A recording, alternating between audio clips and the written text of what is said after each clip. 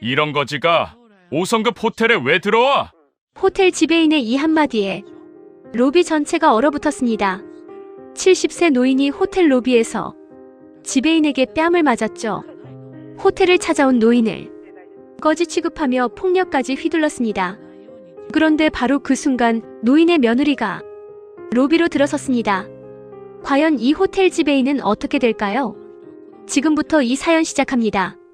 사연 시작 전에 구독 버튼을 눌러주시고 어디서 듣고 계신지 댓글에 남겨주시면 행운 가득한 기운을 전달해 드립니다. 서울 명동 그랜드 호라이즌 호텔 로비였습니다.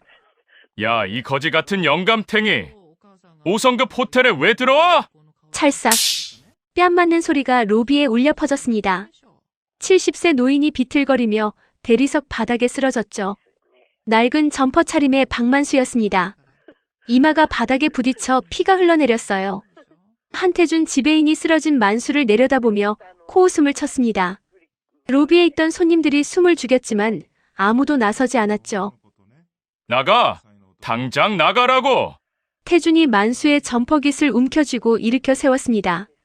만수는 떨리는 목소리로 말했어요. 저기요. 나는 며느리 만나러. 닥쳐. 태준이 만수를 다시 거칠게 밀쳤습니다. 만수는 바닥에 무릎을 꿇었죠. 손님들이 수군거렸지만 여전히 아무도 말리지 않았습니다. 바로 그때였습니다. 화당. 호텔 정문이 거칠게 열리며 정장 차림의 여성이 뛰어들어왔습니다. 그녀는 바닥에 쓰러진 노인을 보는 순간 얼굴이 하얗게 질렸어요. 여성이 급하게 달려와 만수를 부축했습니다. 이마에 피를 보자 그녀의 손이 부들부들 떨렸죠. 프론트 데스크 직원 한 명이 여성을 보더니 얼굴이 새파래졌습니다. 태주는 팔짱을 끼고 비웃으며 말했습니다. 손님, 이 노인분이 로비에서 구걸하고 있어서 제가. 여성이 천천히 고개를 들어 태준을 바라보았습니다. 그녀의 눈빛이 얼음처럼 차가웠어요. 여성은 가방에서 명함 한 장을 꺼내 태준의 셔츠 주머니에 꽂았습니다. 10분 후에 다시 뵙죠. 여성은 휴대전화를 꺼내 누군가에게 전화를 걸었습니다. 통화 내용은 들리지 않았지만 그녀의 표정은 단호했죠. 전화를 끊은 여성이 만수를 부축해 소파로 데려갔습니다. 손수건으로 이마에 피를 닦아주며 뭔가 속삭였어요. 태주는 여유롭게 웃으며 주머니에 꽂힌 명함을 꺼내봤습니다. 그런데 명함을 본 순간 그의 얼굴에서 혈색이 사라졌어요. 명함이 손에서 떨어져 바닥에 굴렀습니다. 프론트 데스크 직원이 급하게 달려와 태준에게 속삭였습니다. 직원의 말을 듣던 태준의 다리에서 힘이 빠졌죠. 그는 벽을 붙잡고 겨우 중심을 잡았습니다. 끝났어. 내가 끝났어. 태준이 중얼거렸습니다. 땀이 비오듯 쏟아졌어요. 5분 후 호텔 정문 앞에 고급 세단이 급브레이크를 밟으며 섰습니다. 차에서 60대 중반의 남자가 급하게 내렸죠. 그는 로비로 뛰어들어와 여성과 노인에게 다가갔습니다. 남자는 노인의 이마에 붙은 밴드를 보더니 눈빛이 차갑게 변했습니다. 그리고 천천히 고개를 돌려 태준을 바라보았어요. 태준은 이미 무릎을 꿇고 있었습니다. 죄송합니다. 제발 한 번만 용서해 주십시오. 태준의 목소리가 떨렸습니다. 하지만 남자는 차갑게 한마디만 했죠. 끝입니다. 로비에 있던 사람들이 숨죽여 지켜보았습니다. 15년 경력의 지배인이 한순간에 무너지는 모습을요. 여성은 노인을 부축해 엘리베이터로 향했습니다. 남자가 뒤따랐죠. 세 사람이 사라지자 태주는 바닥에 주저앉아 머리를 감싸쥐었습니다. 왜 하필 그 노인이? 경찰차 사이렌 소리가 멀리서 들려왔습니다. 직원들이 우르르 로비로 모여들었어요. 도대체 무슨 일이 벌어진 걸까요? 저 여성은 누구였을까요? 그리고 저 남자는 또 누구였을까요? 엘리베이터 안 여성은 노인의 손을 꼭 잡고 있었습니다. 노인의 눈가가 붉어져 있었죠. 평생 사람들에게 무시당하며 살아온 서름이 한꺼번에 밀려왔거든요. 엘리베이터 문이 열리고 세 사람은 최상층으로 사라졌습니다. 최상층 VIP 라운지였습니다. 화려한 샹들리에가 빛나고 있었죠. 여성이 노인을 소파에 앉히고 구급 상자를 가져왔습니다. 이마의 상처를 소독하며 그녀의 손이 떨렸어요. 아버님 정말 괜찮으세요? 병원 가셔야 할 것 같은데. 괜찮다 서연아. 이 정도는 아무것도 아니야. 강서연. 그녀는 노인의 며느리였습니다. 만수는 며느리에게 걱정을 끼친 게 미안해서 애써 웃어 보였죠. 서연은 4년 전부터 시아버지를 모시고 있었습니다. 남편이 싱가포르로 발령나면서 홀로 계신 시아버지와 함께 살게 됐거든요. 서연은 외국계 컨설팅 회사에서 일했고 바쁜 일정 속에서도 시아버지를 극진히 모셨습니다. 만수는 며느리가 회사에 다닌다는 것만 알고 있었어요. 어떤 일을 하는지, 어디서 일하는지 자세히 물어본 적이 없었죠. 며느리를 귀찮게 하고 싶지 않았거든요. 그런데 아버님, 오늘 왜 갑자기 여기 오신 거예요? 서연이 소독약을 바르며 물었습니다. 만수가 멋쩍게 웃으며 가방에서 작은 상자를 꺼냈어요. 오늘이 내 생일이잖니? 깜짝 선물 주려고 왔다가 상자 안에는 손뜨개 목도리가 들어있었습니다. 서툰 솜씨지만 한 땀 한 땀 정성이 느껴졌죠. 아버님이 직접 드신 거예요? 응. 유튜브 보고 2달 동안 몰래 연습했다. 서연의 눈시울이 붉어졌습니다. 바쁜 일정에 치여 자신의 생일도 잊고 있었는데 시아버지는 기억하고 계셨던 거예요. 고마워요, 아버님. 서연이 목도리를 목에 두르자 만수가 흐뭇하게 웃었습니다. 하지만 곧 표정이 어두워졌죠. 그런데 어떻게 여기를 알고 오셨어요? 제가 말씀드린 적 없는데. 만수는 머리를 극적이며 대답했습니다. 내 책상 위에 명함이 있더라고. 거기에 이 호텔 주소가 적혀 있길래. 서연은 가슴이 철렁했습니다. 최근 이 호텔에서 진행하는 프로젝트 때문에 명함을 받아뒀었거든요. 시아버지가 그걸 보고 찾아온 거였죠.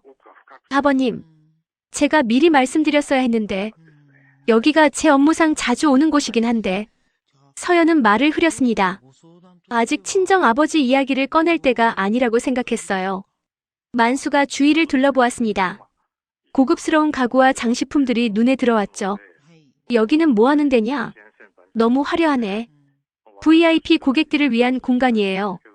잠시 쉬세요, 아버님. 그때 라운지 문이 열렸습니다. 60대 중반의 남자가 들어섰죠. 정장 차림에 품격 있는 모습이었습니다. 만수는 그 남자를 보자마자 깜짝 놀라 일어났어요. 장인어른. 강재혁이었습니다. 만수의 장인이자 서연의 아버지였죠. 재혁은 만수에게 공손하게 인사했습니다. 사돈어른 괜찮으십니까? 예. 괜찮습니다. 근데 장인어른은 어떻게 여기를? 만수는 어리둥절한 표정으로 재혁과 서연을 번갈아 보았습니다. 재혁은 의자를 당겨 앉으며 말했어요. 서연이가 연락해서 급히 왔습니다. 사돈어른 다치셨다고. 만수는 상황이 이해되지 않았습니다. 며느리가 어떻게 장인에게 연락했을까요? 그리고 장인은 왜 이렇게 빨리 올 수 있었을까요? 서연이 따뜻한 차를 건네며 말했습니다. 아버님, 일단 차 드세요.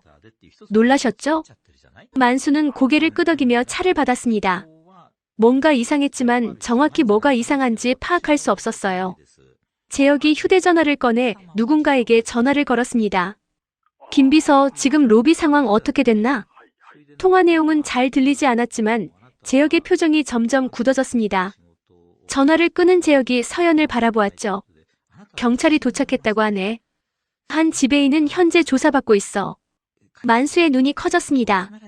경찰이요? 그게 무슨... 사돈어른을 폭행한 사람입니다. 당연히 처벌받아야죠. 재혁의 목소리는 단호했습니다. 만수는 당황해서 손을 내저었어요. 아닙니다, 장인어른. 그 정도까지는. 아닙니다.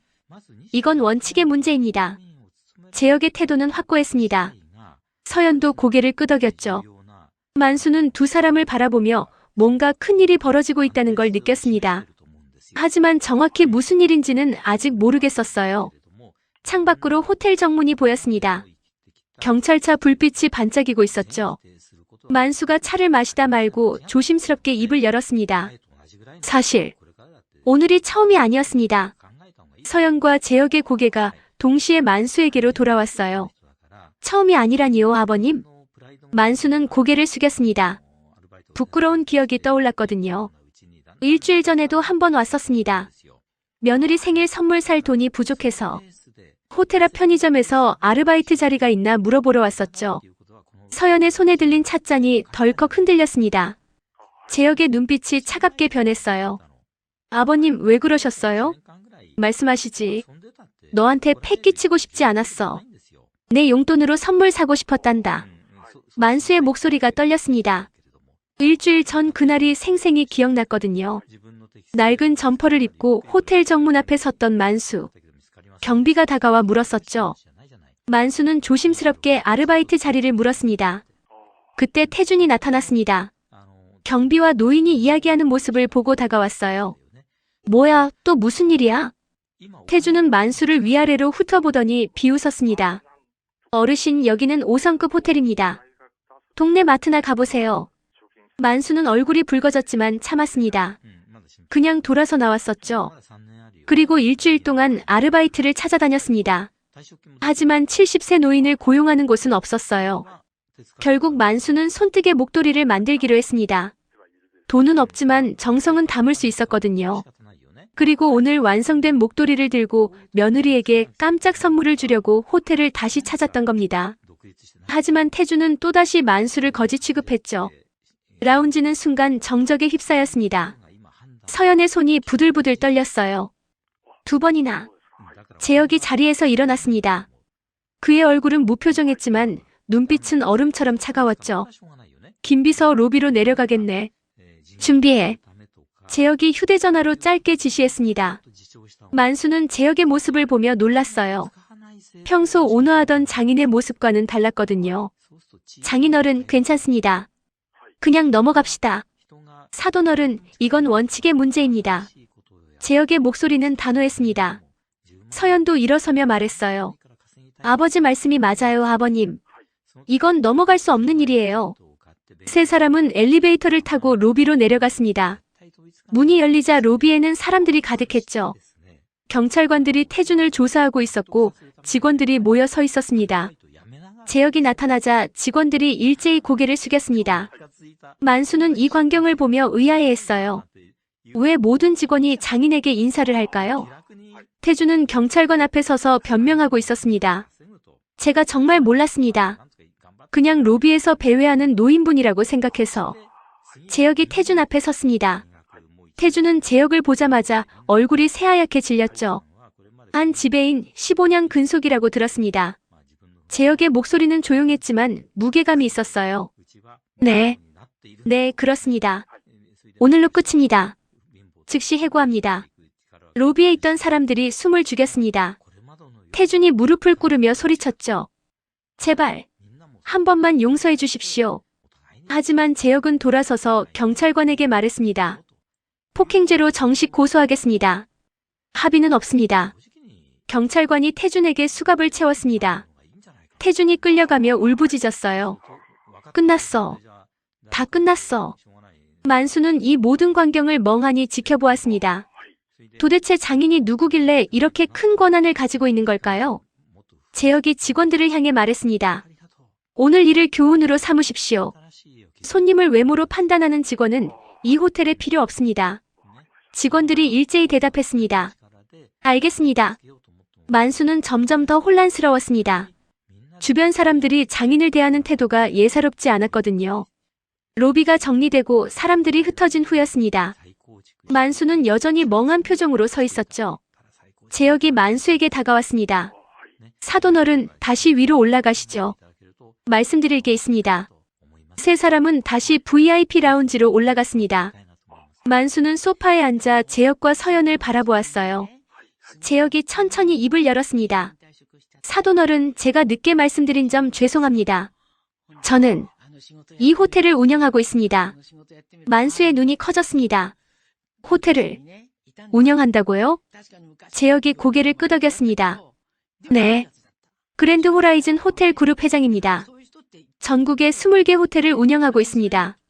만수는 말문이 막혔습니다. 그동안 장인이 사업을 한다는 것만 알고 있었는데 이렇게 큰 사업가였다니요. 그럼 서연이 시아버지의 손을 잡았습니다. 아버님, 죄송해요. 제가 일부러 말씀 안 드렸어요. 저는 아버지 회사와는 별개로 제 일을 하고 싶었거든요. 만수는 고개를 저었습니다. 아니다. 내가 미안할 게 뭐가 있니? 만수의 가슴이 먹먹했습니다. 자신은 초라한 시골 노인인데 며느리 친정은 이렇게 대단한 집안이었던 거죠. 괜히 며느리에게 패만 끼친 것 같아 마음이 무거웠어요. 서연은 시아버지의 마음을 읽었습니다. 아버님, 그런 생각하지 마세요. 저는 아버님이 계셔서 행복해요. 만수의 눈가가 붉어졌습니다. 서연은 가방에서 노트북을 꺼냈어요. 아버님, 제가 조사해 본 게 있어요. 서연은 노트북 화면을 돌려 만수에게 보여주었습니다. 화면에는 한태준의 과거 기록들이 나열되어 있었죠. 한태준 15년 근속. 하지만 과거에도 손님을 차별한 사례가 3건 있었어요. 다 묻혔지만요. 서연의 목소리가 차가워졌습니다. 부유한 손님에게는 비굴하게 굴고 평범한 손님에게는 함부로 대했다고 합니다. 심지어 작년에는 서연이 다른 파일을 열었습니다. 청소 아르바이트 아주머니한테 손님 앞에서 무릎 꿇고 사과하라고 강요했어요.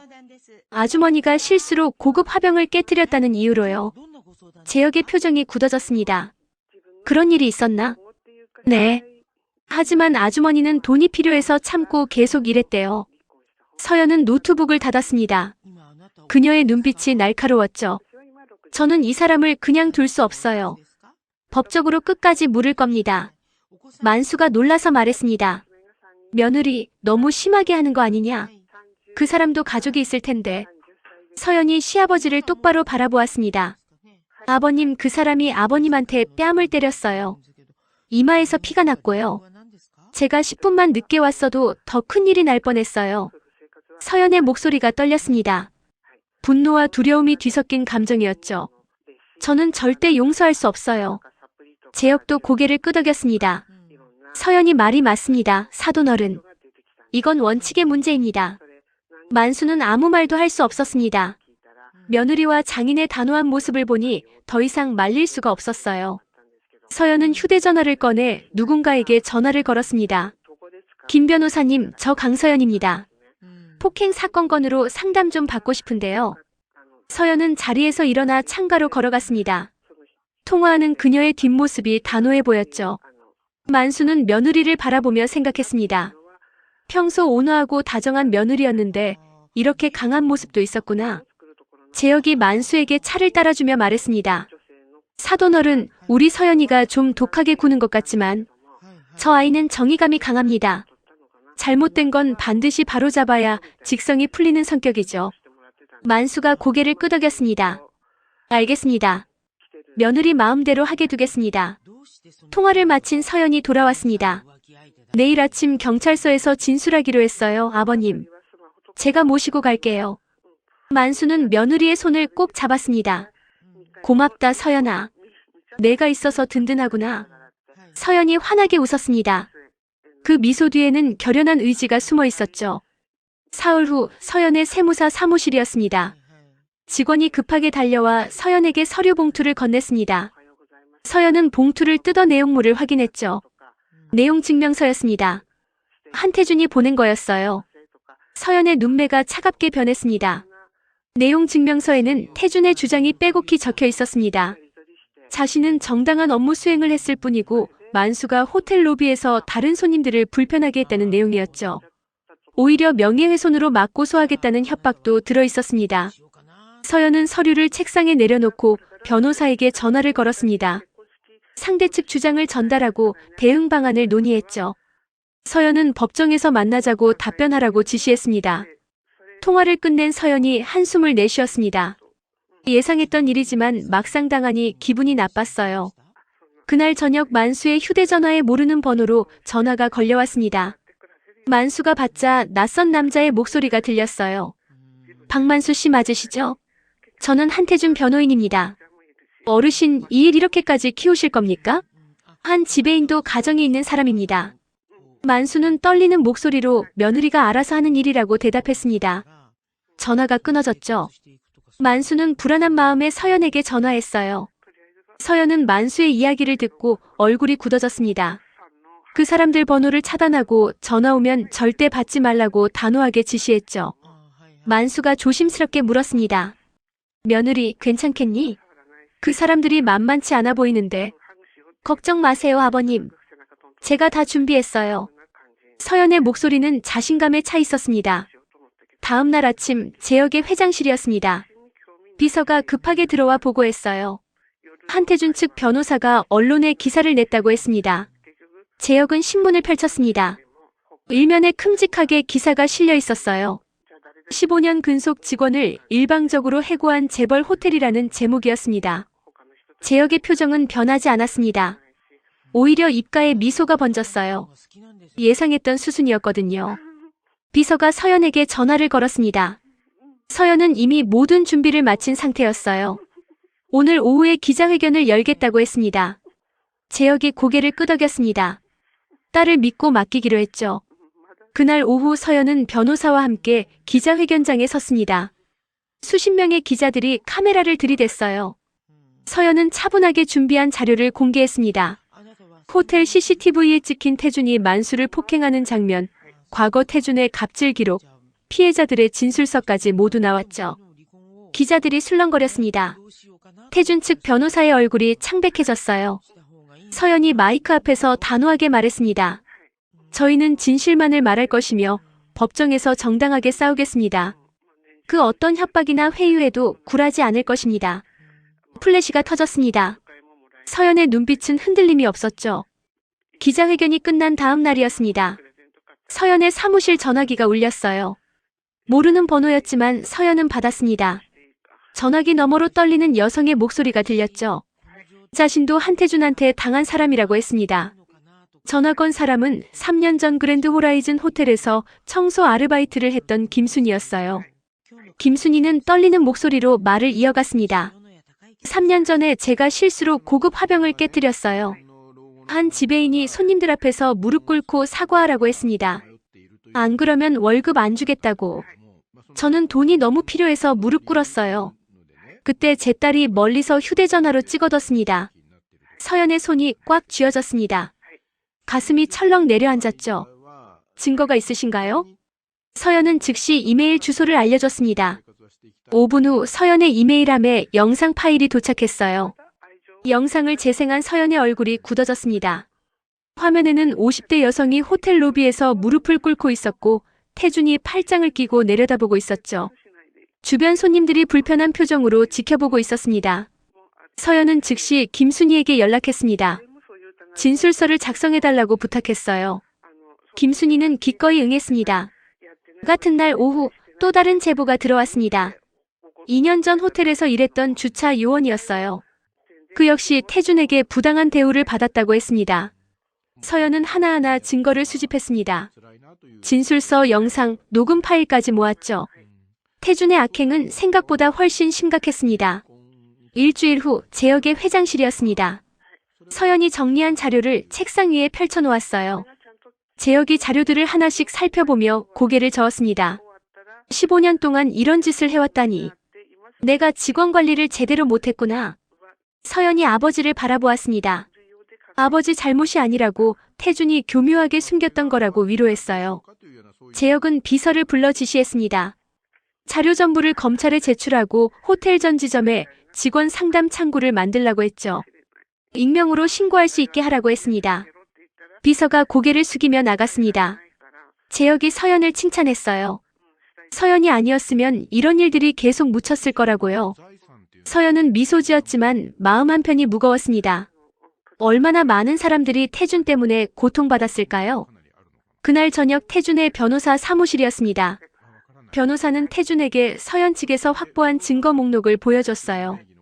태준의 얼굴이 창백해졌습니다. 손이 부들부들 떨렸죠. 어떻게 이럴 수 있냐며 중얼거렸습니다. 변호사가 한숨을 내쉬었습니다. 이기기 힘들다고 증거가 너무 많다고 했어요. 합의를 시도하는 게 낫다고 조언했죠. 태준이 소리쳤습니다. 합의? 그 사람들이 합의해 줄 것 같아요? 저 완전히 끝난 거잖아요. 변호사는 아무 말도 하지 못했습니다. 태준은 머리를 감싸쥐고 쓰러지듯 의자에 앉았죠. 그의 15년 경력, 그동안 쌓아온 모든 것이 무너지고 있었습니다. 한 달 후 서울중앙지방법원이었습니다. 법정 안은 사람들로 가득 찼어요. 방청객들이 숨죽이며 판사의 판결을 기다렸습니다. 피고석에 앉은 태준의 얼굴은 핏기 없이 창백했습니다. 15년 경력의 호텔 지배인에서 법정의 선범죄자가 된 거죠. 원고석에는 만수와 서연이 앉아 있었습니다. 서연이 시아버지의 손을 꼭 잡고 있었어요. 재판장이 판결문을 들어올렸습니다. 법정이 조용해졌죠. 피고인 한태준에게 폭행죄로 징역 6개월, 집행유예 1년을 선고합니다. 또한 피해자에게 위자료 3천만 원을 배상하라. 태준의 얼굴이 일그러졌습니다. 변호사가 그의 어깨를 붙잡았어요. 재판장이 판결 이유를 설명했습니다. 피고인이 15년간 지속적으로 손님들을 차별하고 직원들에게 갑질했다고 했죠. 특히 노인을 폭행한 것은 용납할 수 없는 범죄라고 했습니다. 방청석에서 김순희와 다른 피해자들이 조용히 눈물을 흘렸습니다. 그들의 증언이 재판에 결정적인 역할을 했거든요. 재판장이 마지막으로 말했습니다. 피고인은 자신의 지위를 이용해 약자를 괴롭혔습니다. 이는 사회정의에 반하는 행위입니다. 피고인이 깊이 반성하기를 바랍니다. 망치 소리가 울렸습니다. 재판이 끝났어요. 태준이 고개를 떨구고 중얼거렸습니다. 끝났어. 모든 게 끝났어. 그는 경위에게 이끌려 법정을 나갔습니다. 뒷모습이 초라했죠. 법정 밖 기자들이 서연을 둘러쌌습니다. 카메라 플래시가 터졌어요. 서연이 침착하게 입을 열었습니다. 오늘 판결은 정의가 살아있다는 것을 보여줬습니다. 힘없는 사람들이 부당한 대우를 받지 않도록 저희는 계속 노력하겠습니다. 증언해주신 모든 분들께 감사드립니다. 기자들이 질문을 쏟아냈지만 서연은 더 이상 답하지 않았습니다. 만수를 부축해 법원을 빠져나왔죠. 차 안에서 만수가 서연의 손을 잡았습니다. 며느리 정말 고맙다. 내가 아니었으면 나는 그냥 참고 살았을 거야. 서연의 눈가가 붉어졌습니다. 아버님 당연한 일 했을 뿐이에요. 앞으로는 이런 일 없으실 거예요. 만수는 고개를 끄덕이며 창밖을 바라보았습니다. 하늘이 맑았어요. 가슴속에 응어리져 있던 서름이 조금씩 풀리는 것 같았습니다. 같은 시각 재혁의 회장실이었습니다. 비서가 판결 결과를 보고했어요. 재혁은 고개를 끄덕였습니다. 예상했던 결과였죠. 그는 전 호텔 지점장들에게 긴급 회의를 소집했습니다. 회의실에 모인 지점장들 앞에서 재혁이 단호하게 말했습니다. 앞으로 직원 교육을 강화하겠다고 손님을 차별하는 직원은 즉시 해고하겠다고 했어요. 내부 고발 시스템도 더욱 강화하겠다고 선언했습니다. 지점장들이 긴장한 표정으로 고개를 숙였습니다. 오늘 판결이 그랜드 호라이즌 호텔 전체에 큰 경종을 울린 거죠. 저녁 만수의 집이었습니다. 서연이 시아버지를 위해 저녁을 차렸어요. 식탁에 앉은 두 사람은 조용히 식사를 했습니다. 편안한 침묵이 흘렀죠. 만수가 문득 말했습니다. 목도리 고맙다고 매일 두르고 다닌다고요. 서연이 환하게 웃었습니다. 창밖으로 저녁 노을이 아름답게 물들고 있었습니다. 판결이 나고 2달이 지났습니다. 그랜드 호라이즌 호텔은 큰 변화를 겪었어요. 직원 교육이 강화됐고 손님 응대 매뉴얼이 새로 만들어졌습니다. 내부 고발 시스템도 활성화됐죠. 호텔 로비에는 모든 손님은 평등합니다라는 문구가 크게 걸렸습니다. 직원들의 태도도 달라졌어요. 손님의 옷차림이나 외모로 판단하지 않게 됐죠. 김순희는 다시 호텔에서 일하게 됐습니다. 재혁이 직접 재고용을 제안했거든요. 이번에는 정규직으로 더 나은 대우를 받으며 일했습니다. 다른 피해자들도 제대로 된 사과와 보상을 받았어요. 그들의 용기 있는 증언이 호텔을 바꿨습니다. 어느 토요일 오후였습니다. 만수와 서연, 재혁이 함께 호텔 레스토랑에서 식사를 하고 있었어요. 만수는 편안한 옷차림이었지만 더 이상 위축되지 않았습니다. 이 호텔이 이제는 두렵지 않았거든요. 서연이 시아버지에게 음식을 권하며 요즘 어떠냐고 물었습니다. 밤에 잘 주무시냐고요. 판결 직후 만수는 악몽을 자주 꿨었습니다. 그날의 폭행 장면이 반복됐거든요. 하지만 지금은 많이 나아졌어요. 만수가 미소 지으며 대답했습니다. 이제 괜찮다고 오히려 마음이 후련해졌다고요. 정말이었어요. 그동안 억눌려 있던 것들이 풀리니 마음이 한결 가벼웠습니다. 재혁이 와인 잔을 들어올렸습니다. 사돈어른, 그동안 고생 많으셨습니다. 앞으로는 좋은 일만 있으실 겁니다. 만수도 잔을 들었습니다. 세 사람은 조용히 건배했죠. 식사 후 세 사람은 호텔 옥상 정원으로 올라갔습니다. 서울의 야경이 반짝이고 있었어요. 만수가 난간에 기대도시를 바라보았습니다. 70년을 살면서 이런 대우를 받아본 적이 없었죠. 며느리와 장인 덕분에 인생이 달라졌습니다. 만수가 조용히 말했습니다. 이 나이에 새로운 걸 배우네. 부당한 일을 당하면 참지 말고 맞서야 한다는 것을. 서연이 시아버지의 어깨에 손을 얹었어요. 맞아요, 아버님. 아무리 나이가 많으셔도 아무리 힘이 없으셔도 존중받을 권리가 있어요. 그걸 잊지 마세요. 재혁도 고개를 끄덕였습니다. 이번 일로 자신도 많이 배웠거든요. 조직의 리더로서 더 세심하게 살펴야 한다는 것을요. 바람이 불어왔습니다. 만수가 목에 두른 손뜨개 목도리를 만졌어요. 서연이 생일 선물로 받은 그 목도리였습니다. 만수가 장난스럽게 물었습니다. 내년에도 생일 선물 받을 수 있을까요?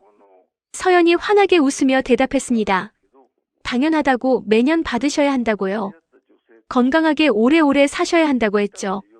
세 사람은 웃으며 야경을 바라보았습니다. 차가운 겨울바람이 불었지만 마음은 따뜻했어요. 저 아래 어딘가에서 누군가는 여전히 부당한 대우를 받고 있을지도 모릅니다. 하지만 오늘 이 자리에 선 세 사람은 알고 있었죠. 정의는 포기하지 않는 사람의 편이라는 것을요. 세상은 조금씩 하지만 분명히 변하고 있었습니다.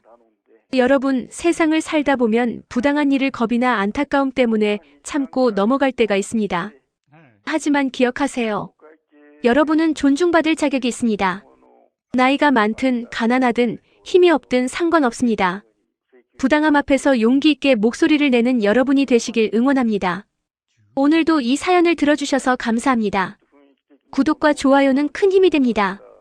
여러분 모두 행복하고 건강하세요. 다음 사연에서 또 뵙겠습니다.